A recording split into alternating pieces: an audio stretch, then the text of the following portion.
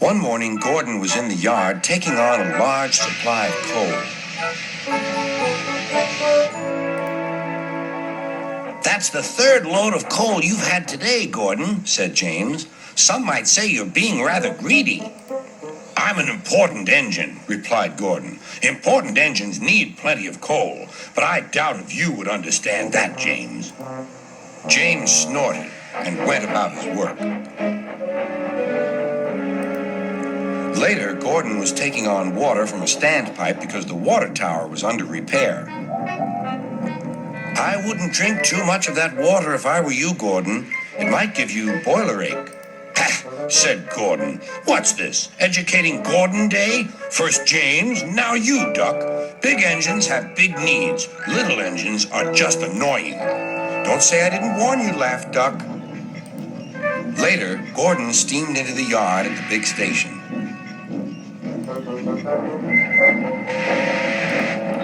That's what I need, exclaimed Gordon. There, emerging out of the sheds, were two shiny tenders. Now, if I had two tenders, said Gordon, I wouldn't need to stop so often, and I wouldn't have to listen to silly little engines.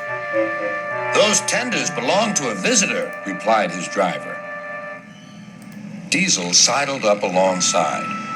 Everyone knows that tenders are a mark of distinction, but I'm afraid that no amount of tenders will save you in the end. We Diesels are taking over, and we don't need tenders to make us important, not even one. Gordon was most upset. He was feeling just the same next day. I'm not happy.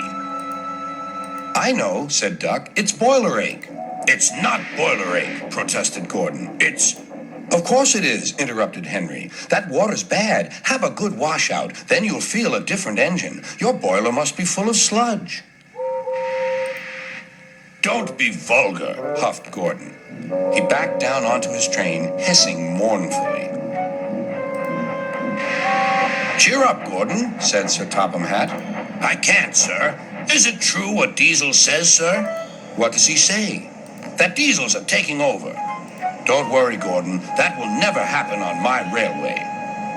One more thing, sir. Why did the visitor have two tenders? Because he lives on a railway with long distances between coaling depots. Gordon felt better.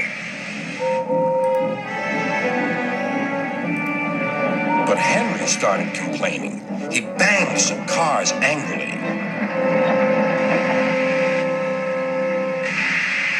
I always work hard enough for two, he puffed. I deserve another tender. Duck whispered something to Donald. He was going to play a trick on Henry. Henry, he asked, would you like my tenders? Yours? What have you got to do with tenders? All right, said Duck. The deal's off. Would you like them, Donald? I wouldn't deprive you of the honor, replied Donald. It is a great honor, continued Duck thoughtfully, but I'm only a tank engine. Perhaps James might. I'm sorry I was rude, said Henry hastily. How many tenders have you, and when could I have them? I have 6, and you can have them this evening. 6 lovely tenders, chortled Henry. What a splendid sight I'll be. Henry was excited all day. Do you think it will be all right? He asked for the umpteenth time. Of course, said Duck. They're all ready now. The other engines waited where they could each get a good view. But Henry wasn't a splendid sight at all. His 6 tenders were very old, dirty, and filled with boiler sludge. Had a good washout, Henry, called a voice. That's right. You'll feel a different engine now. Henry was not sure, but he thought the voice belonged to Gordon.